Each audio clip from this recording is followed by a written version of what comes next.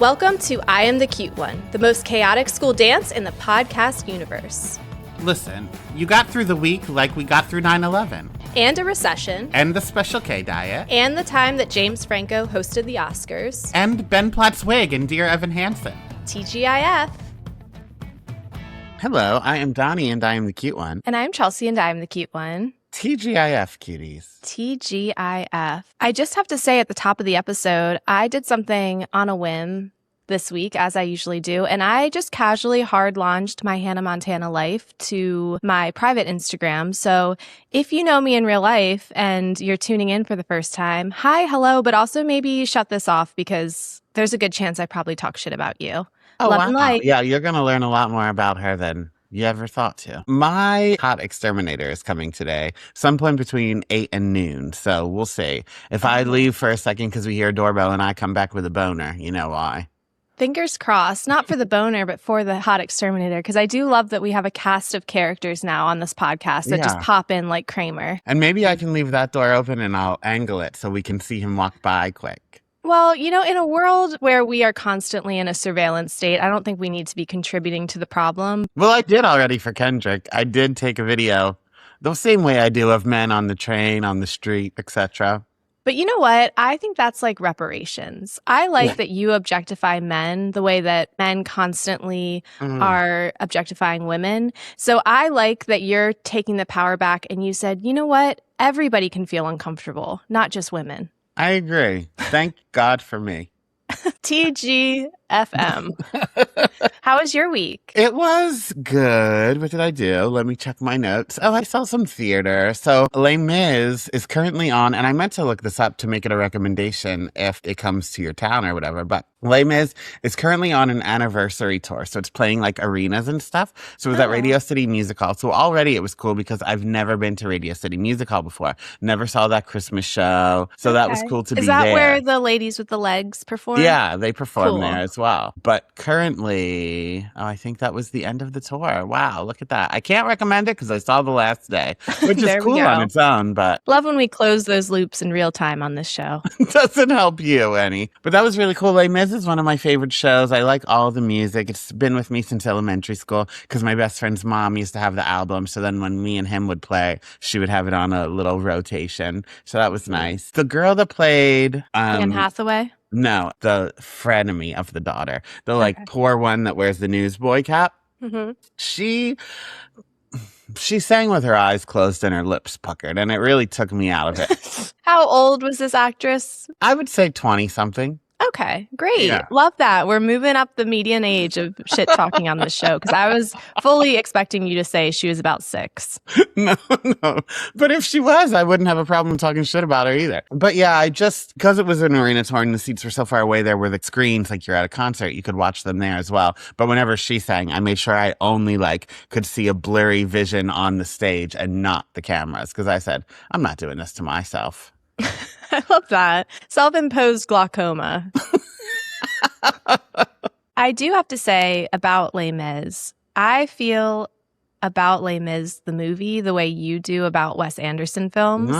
So here's a light teaser. There is an announcement to come later in the month, cuties. But for those that have been on the edge of your seat waiting for movies to return, you're not going to have to wait much longer. I'll just say that. And let me say that I would really like if Les Mis doesn't make the cut. No, and the movie's not one that I saw often either. It's no High School Musical or Dreamgirls. I mean, half the cast can't sing. Well, that'll do it. I also saw 25th Annual Putnam County Spelling Bee, which, as you know, is a musical, Chelsea, not a real spelling bee. We've learned this before. The woman who played Boop, it was her last day. So I said, I have to get tickets to her last day. But then Alex Newell from Glee, Unique, they joined the cast. So it was their second day. So they have one duet together. And I've been like a crackhead online ever since trying to find a bootleg of this recording. It was a life-changing performance. Never heard anything like it. I love that for you. Energy through the roof. I also saw Spider-Man Brand New Day. I loved it. Without giving things away, there is someone in it playing a character that we have known before. Okay? And how do I want to say this? I love when you try to be delicate. Of all the rancid, horrible things you have said and will say on this show, I love when you try to tippy toe around something. Well, because here's the thing. I didn't dislike this performance. It just, compared to other things, like if we had, let's say, Patti LaBelle play a part in the past, and then we've had Jennifer Hudson play a part in the past, and now we have Dolly Parton play the part. Like, there's something about it where you're like, what? This is off to me. And like, I'm not saying Dolly Parton isn't a diva aligned with those other two, but that's not how I envisioned the character, okay? In this analogy, I would like to take a moment that this is possibly one of the first times you've ever referenced Jennifer Hudson out of the blue in a semi-positive light. Usually you just drag that poor woman for Phil. I lost weight, so can you. Congratulations, Jennifer Hudson. A big day here at I Am the Cute One. Somewhere that spirit tunnel started having an earthquake. Yeah, so that drugged me out of it a little bit. I was like, she feels too young. And then I looked at the ages of other people who've played this part before, and it's not too young, but it still felt young. I also finished reading Murderland. It's a novel, and it's like the first book I've read in a year, I think. I checked my Goodreads. I've started many books, and I listened to audiobooks of memoirs, but the first book I physically read and finished was Murderland. Now, the last 100 pages, I did quickly just turn it into a play, and we were only reading dialogue and keywords. It's just about these queer teenagers that work at an amusement park and get stuck there after night, and then their friends start getting killed, blah, blah, blah. Mm-hmm. But the last 100 pages is them. Then I ran to Murderland. Then I went to Waterland. Then I checked the cafeteria. Then I checked here. I was like, just show me a map with those family circus dots, and then tell me what lines we say once we get there. We've already run to Murderland. We've already run to California Land. We don't need to do this again. Two things. Number one, I can see why this isn't in your recommendations, because to say that the last part of a suspenseful book didn't hold your attention isn't a glowing review. Well, no, it's because because I even made a post the first 200 pages and tagged the author and said, like, this is the first book I've been into in a year. This is a big deal for me. I normally do skip chunks of whatever you call that, just non-dialogue. The book? Descriptions, yeah. I normally skip that and only read inner dialogue. Monologues, details, backstory. Plot. No, okay, wait. I do have this Passions book that I haven't touched in 382 days. Remember that? Remember that, Patreon cuties? So right here is some dialogue, okay? The bottom half of the page is dialogue. So that means the top isn't. So I would read this and say Sam reminded himself to not be impressed. His smell turned out to be lung-strangling poison. He'd rather that Julian didn't see his resting little pinto. He shifted impatiently, fist clenching. And then we get to the dialogue. And then if any of those words, once I read the word poison like I just did, then I would stop and read. Was someone poisoned? But if it turns out, no, his breath just smells like it, then I'd keep reading. Okay. And I'm not going to judge you. Well, that's a lie because I've been judging you, but I'm not going to judge you harder than I have judged you in the past because you are still doing significantly more reading than the average American. I do think it's crazy you basically do grad school skimming, like how you just simply cannot read all the pages assigned, so you do have to skim, but you do that for books that you're reading for pleasure. But I think this also teaches you that you shouldn't tag the author in the first 100 pages of the book. Maybe we tag the author at the end because God forbid that author follows up. And then I'll just tell her it was good. The reveal was great. Hopefully she doesn't listen to this show. Okay, the second thing that I have to say about Murderland, and this is so embarrassing and I should never admit this publicly, but I'm compelled to confess my sins. When I was in college, Baltimore was named the murder capital of the United States. So there was a period of time that if any old Facebooks are hacked, I am in photos doing this symbol for an M because I used to tell people that I was from Murderland. Now, why a girl from the suburbs of Baltimore was telling anyone she was from Murderland is beyond me, but it was 2007, so just want to get ahead of that press release. It's Flip It Around. It's like Madam this. Marvel. Yeah, it's like when you do this and the other person does this and it looks like a vagina. Yeah. Which, by the way, at Comic-Con this week, the gay guy that is in Starfleet Academy had a shirt and it said cunt, but this was the you. I want it so bad. That's so cute. Yeah. I love that.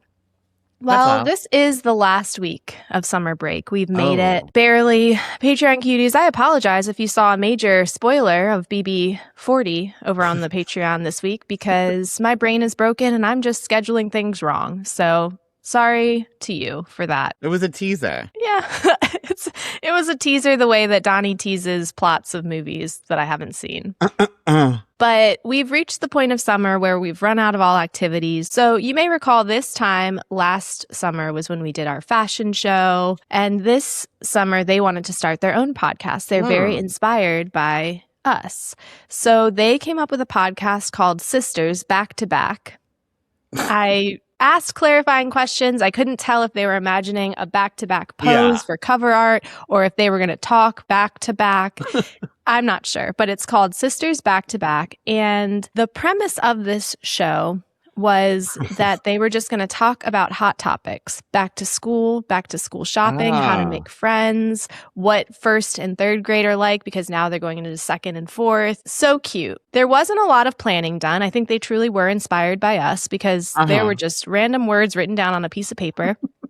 Everything highlighted in green. Everything highlighted in green. I think you'll enjoy this little bit. I asked, can I come on the show? Can I be like the mom correspondent? And they said, yeah, you can come on the show. And then they blindsided me with a bit, Donny. They came on and they would ask me leading questions like, can you talk about the weather? And I would say, sure. The weather in Maryland has been so crazy this summer. Some days it's hot, some days it's raining. And then Coco would take this here bell from their kitchen playset and go, boring. So they would set me up so that I would talk and then very Amanda show. Boring. Okay, first of all, that was 1720. Clip that because I will be doing that to you in your own voice with that bell in the future. That is incredible.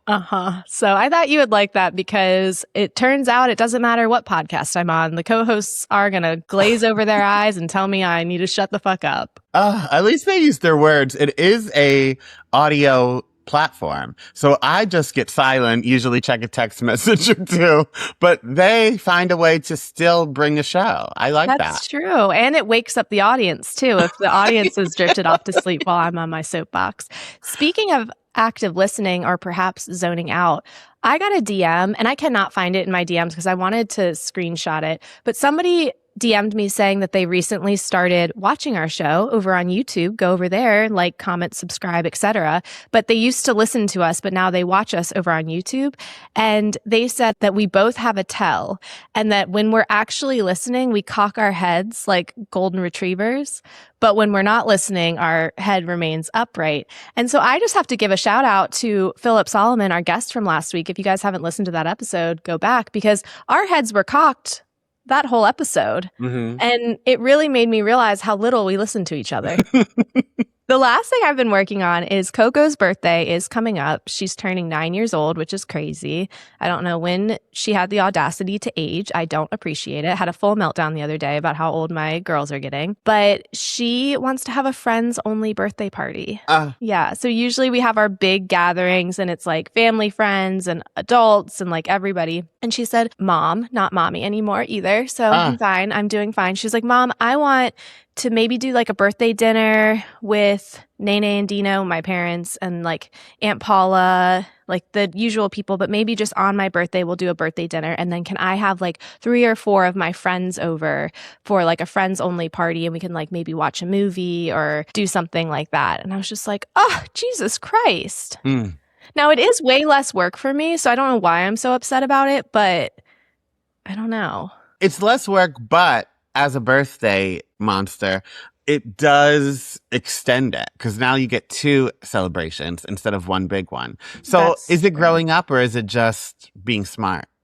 That's true. Is it just maximizing the birthday month? Yeah. Yeah. So she is still in her werewolf bag. We always circle back. The start of the school year is very werewolf centered. Maybe she knows spooky season is just on the horizon, but she's very into werewolves and wolves. So for her birthday, I adopted her a wolf. You pick a animal, you donate money, and then they'll send you like a picture of the specific animal and like a certificate of like you have adopted this animal. It protects from extinction, blah, blah, blah. So I told her about it because I wanted to confirm which type of wolf she wanted to adopt. She went with the Arctic wolf. And she said without blinking, "Oh, I can't wait to find out if it's a boy or a girl, because if it's a girl, I'll name her Snowy." very on brand. She says, and if it's a boy, I'm going to name him Frederick. And so it was a boy. And so she is so excited to get her little plushie of Frederick, the picture of Frederick. And she's starting to call him Freddie Yoko, quack, quack, quack, after the hand game that you play. I don't know that. Freddie Yoko, quack, quack, quack, esco, tico, tickety, tack, esco, tico. Oh no, Freddie broke a bone. How many bones did Freddie break? That's a Maryland thing. Anywho, let's move on to recommendations. Okay. So the trailer for Verity came out, the new Colleen Hoover movie. And I need everyone to read the book. Let's have a I Am the Cute One book club. I'm not going to read it on the Patreon. Probably won't talk about it on the Patreon. I just need to know that we're all well read by the time the movie comes out. And you know what? A Colleen Hoover book is one that you can probably skip some of the things and only read the dialogue. I read every page of Verity. It was incredible. You do love a Colleen Hoover movie. I do see a Colleen Hoover movie, yes. In the past, I have seen every Colleen Hoover movie that came out. I think there was only 2, but it feels like about 8. But I do see them. I am never bored, but I can never leave and say, that was a good film. But with that said, I did see the Blake Lively one 3 times in theaters, so maybe it was. And you know what? We've talked about this before on the platform, but it's not always about watching something because it's good. Sometimes you want to watch something that gives you something to talk about, to giggle about, to dissect. Yeah. Let's bring it back to our favorite topic, that community theater production we saw 18 months ago. Like sometimes you want to see something that's so bad, it's not even good, it's still bad, but it makes you feel something inside. But it wasn't that either. It wasn't so bad, but it wasn't so good. It was kind of just somewhere in between. But because she was wearing her florals as she got beat up, it did, the girls were wearing their florals, everything she wanted. All right, great. Well, everybody read Verity so that you can have some discourse with Donny. When you know what it's about? Did you see the trailer? I don't know anything about most Colleen Hoover things. Okay, well, the movie is Dakota Johnson, Josh Hartnett, and Anne Hathaway. How do they keep giving Colleen Hoover more films? She brings in cash. I give her at least $72 a movie. Okay.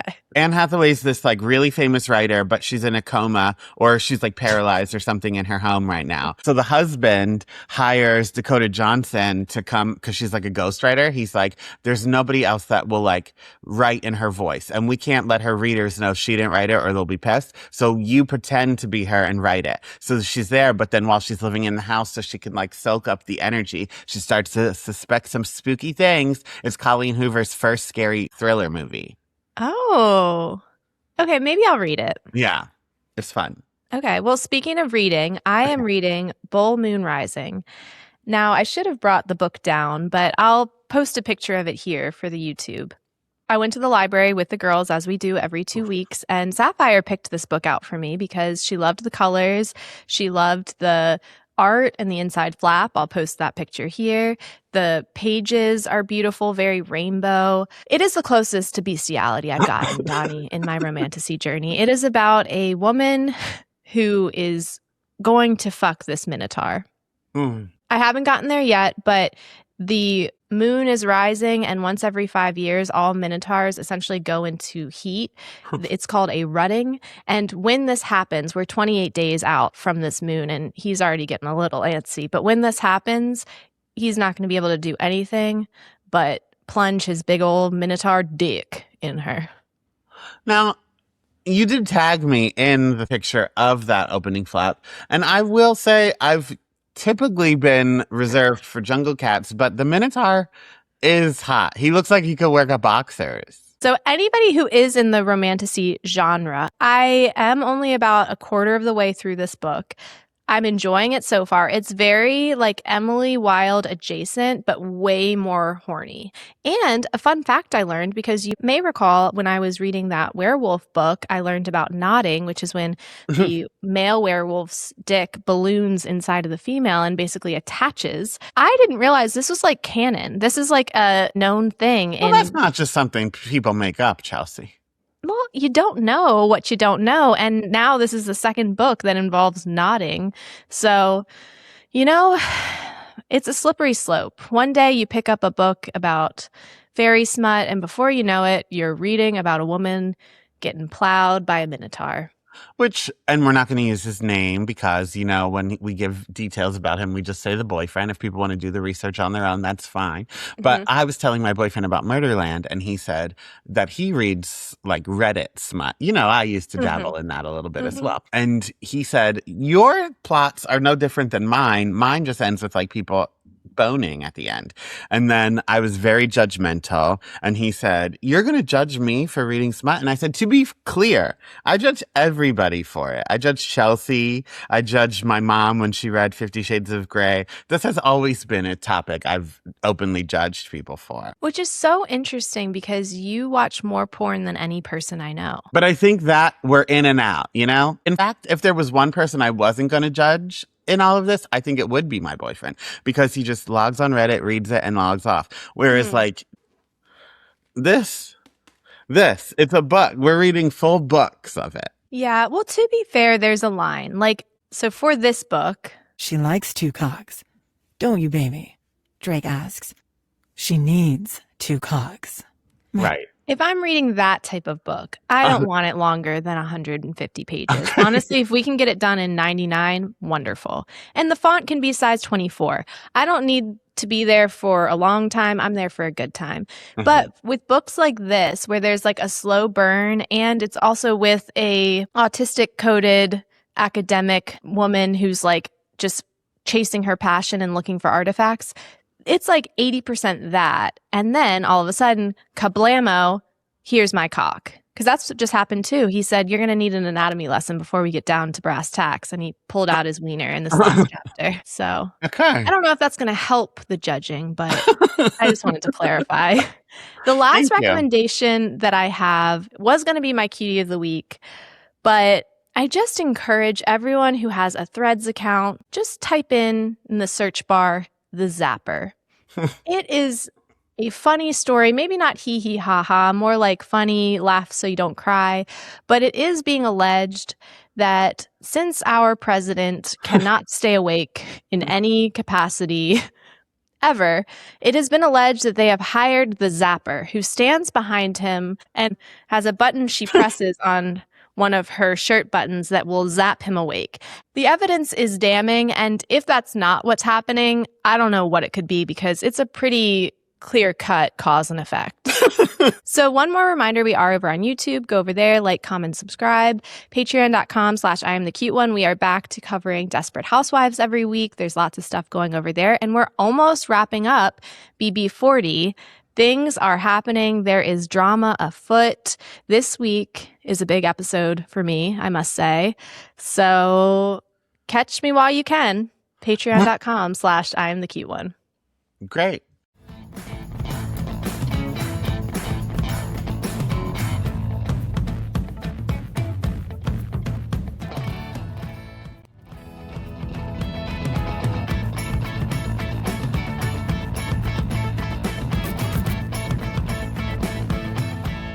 This week, Tyreek Withers and Chase Infinity announced their breakup. Ray and Michael B. Jordan were spotted at Six Flags. A Travis Barker documentary dropped. Usher denied using a body double at his New Jersey show. The Anthony Bourdain biopic began playing in select theaters. Reese Weaver of Dallas Cowboys joined Chicago on Broadway. And Camp Rock 3 premiered. Something for everybody. What do you know about American Horror Story Season 13, Chelsea? Nothing. I know about American Horror Story, but I have bowed out of that game a long time ago. For a while, I was into every single season. I think it was the hotel one that finally lost me Lady for good. Gaga, yeah. Yeah.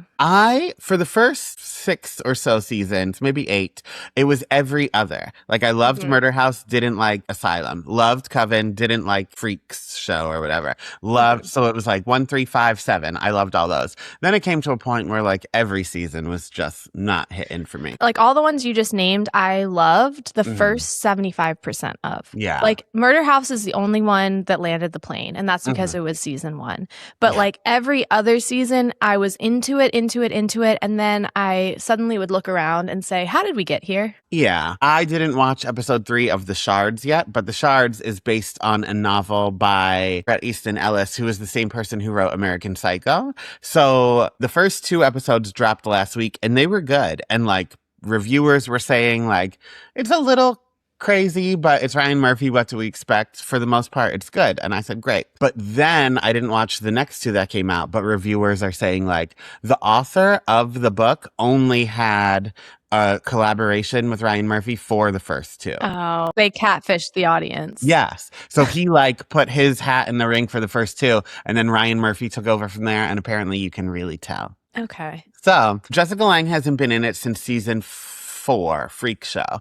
And now we're on season 13. So it's been a long time. So it's a big deal. She's back. Angela Bassett's back. Gabrielle Sidibe, Kathy Bates. So like, it looks like we're getting a new Coven season, which would be the 3rd Coven season. We also had them during the Apocalypse season. They had the fight, the Antichrist or whatever. That's the one that lost me. The one that was like about Trump. No, that one. Election? Yeah, election. That's when I was totally out. I was like, what are we doing here? I'm already living this American Horror Story. I agree. I didn't watch that one at all. I had zero interest. I watched the first episode and then said like, no, this is chilling in a way that's not fun. Roanoke, controversial. Roanoke is my favorite. Oh, I hate Roanoke. But that's because you weren't a competition reality show girly yet. If you ever watch it again and watch it like All Stars, like when we got to that halfway point and we had the real people and the actors playing them all in the same house, that's when I was like, this is Big Brother All Stars. I'm not going to lie and say I'm going to go back and watch, but that does give me an appreciation and a lens. Yeah, I loved it.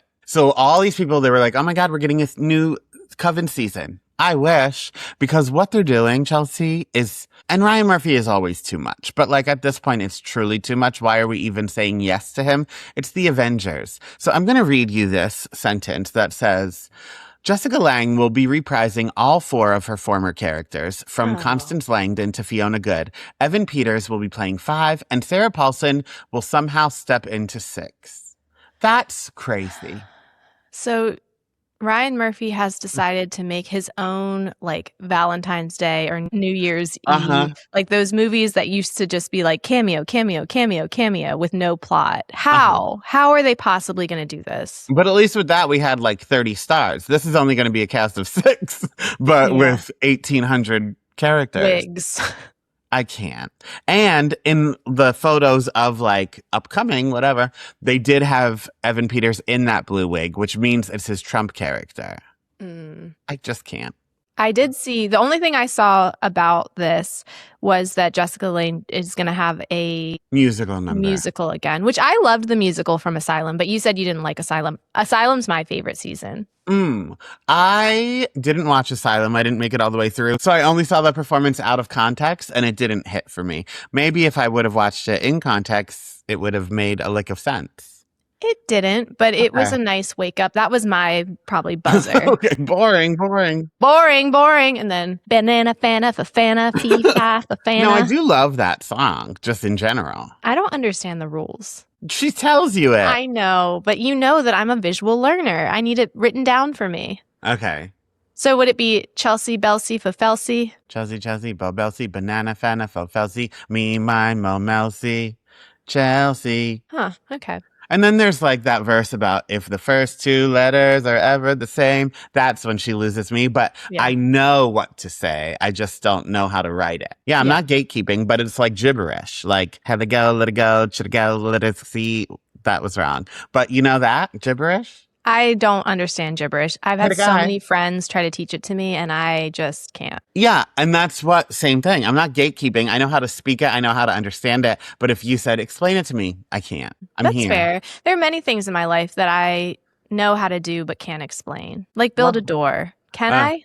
No one knows, but I go off vibes. Love that. I fingered your wall. Did I tell you that? For my boyfriend, the wall you're sitting next to, because I had warned him, like, Chelsea has a lovely home. A lot of it's fake. Don't touch things. I was like, this is the thing she did. He was like, no, this looks great. And I was like, yeah, but look. And then I stuck my pinky in that little hole to show him this is hollow. Yeah. Well, you did tell me that he used the sink downstairs and you were very concerned. Like, should he have used the wet bar? And to be clear, like, it's fine, but that drain doesn't really work. But then I did have to say, like, oh, yeah, my house does have, like, things like decorative sinks. Like, don't use it, but it's there. Right. And I think I knew that spiritually because You've never told me that, but as you know, I am someone that has been known to pee in a sink before and then just run water on it. And I think I always knew, even though your basement doesn't have a bathroom and I pee multiple times in the night and I have to go up, get locked in your upstairs bathroom, which then wakes everybody up as I try to open the door. I knew that that was the better choice than just peeing in a sink that probably wouldn't drain.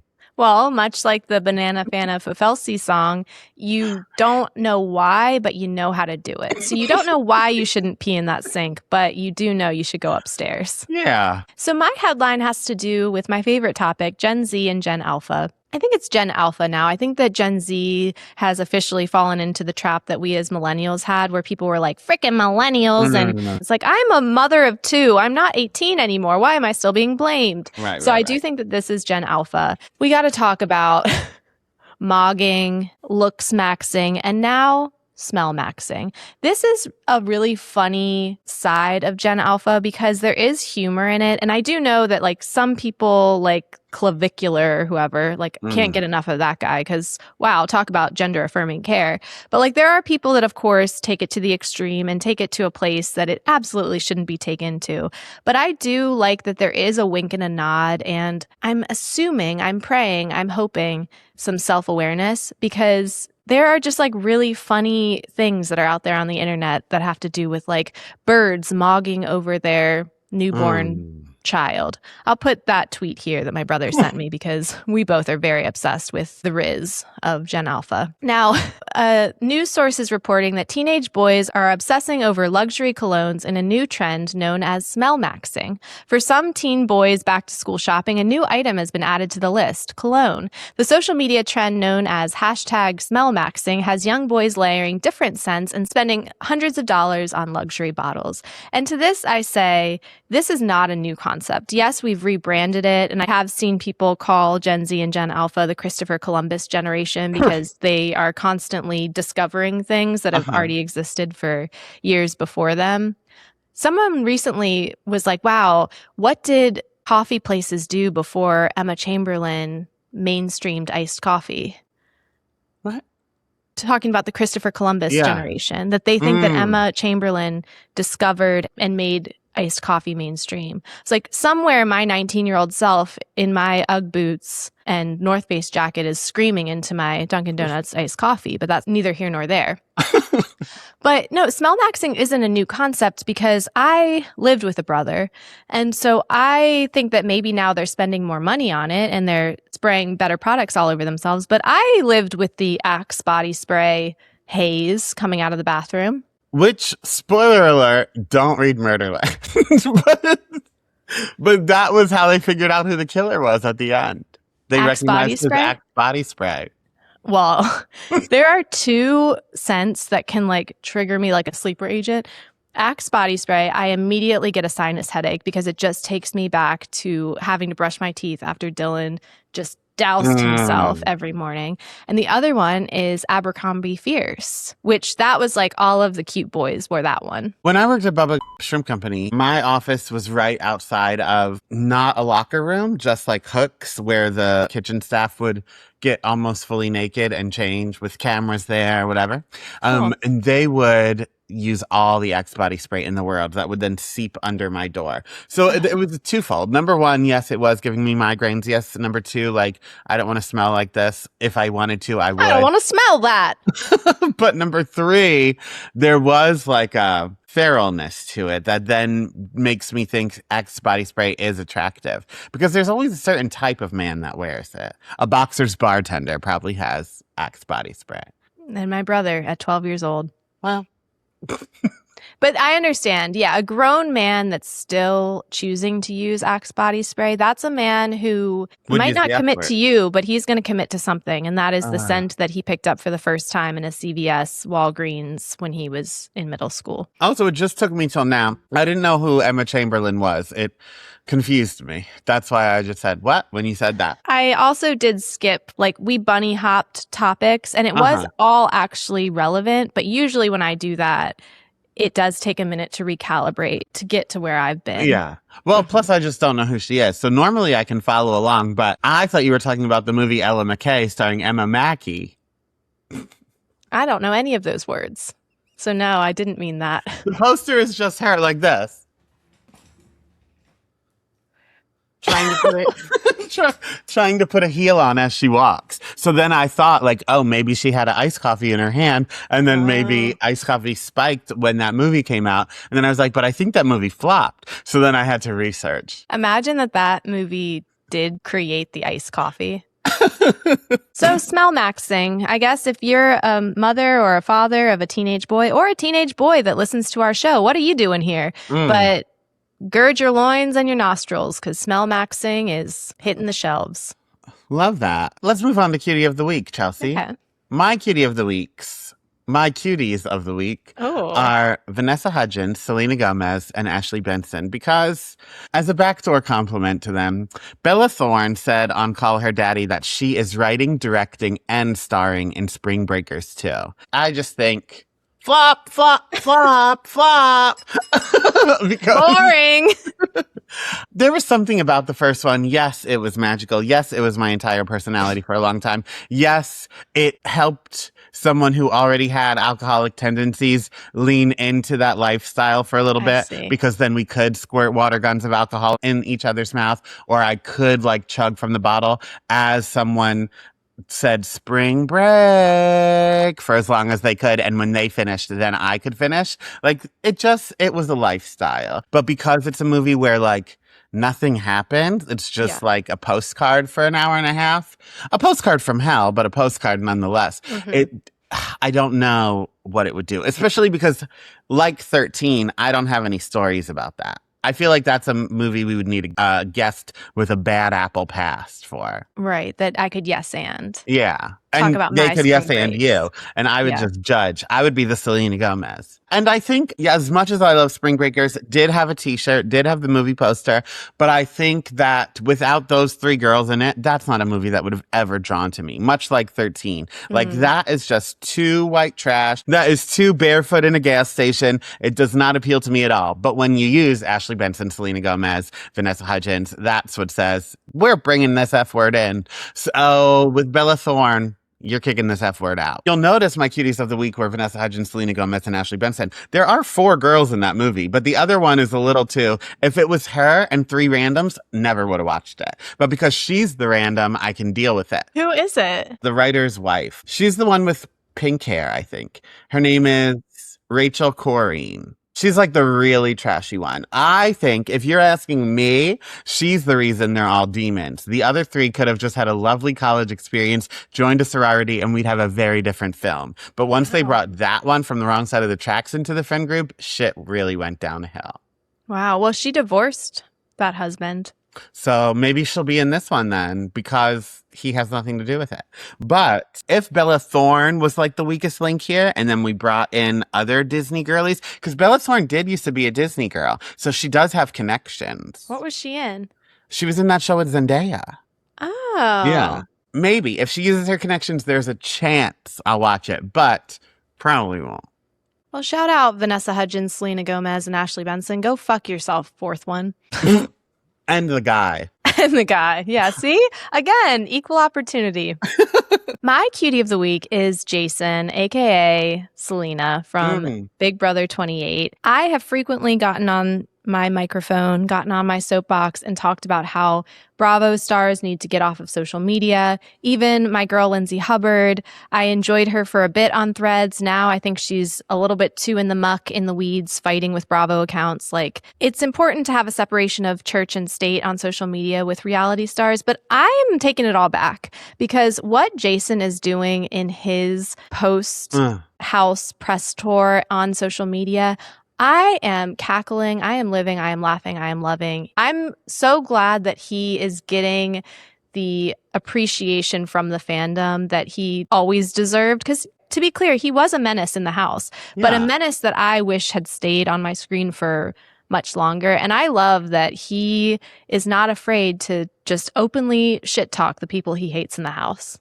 Shit talk, but then also like on Cameo, he's doing cameos that you can book either Selena or you can book Haley from this season, but it's him in drag as her. Brilliant. Brilliant. So well done. We should try to get him on the show. I would love that. I would love that. So Jason, if you're a cutie, please Me and Donny loved you from the moment you rolled your eyes at that Big Brother camera. More than that, you can check what I've said in my first things. When I'm calling other people Gypsy Rose Lee or saying that they're boring, which was about Haley, by the way. So I never said anything negative about Jason. In fact, I said, normally I'm a self-hating gay that hates other gays, but there's something about you that I just love. Wow. Look at that. Personal growth and introspection. So shout out to you, Jason. Cutie of the week. And that's it. That's everything we got for you. So if you want more, you know where to find us. Come back next week. That was a new bit I tried. And we'll talk to you later. Love you like a sister. Bye. Bye. Thank you for listening to I Am the Cute One. If you want more, head to patreon.com/IamTheCuteOne for uncut, unedited, and unhinged video and audio footage of current episodes, as well as even more bonus content. And if you like what you heard, please be sure to leave a 5-star rating and subscribe to our show. And to help us grow this community of chaotic cuties, share an episode with a friend you think would pass the vibe check. And to see the madness, check out our YouTube channel, where video footage from all current episodes are posted weekly.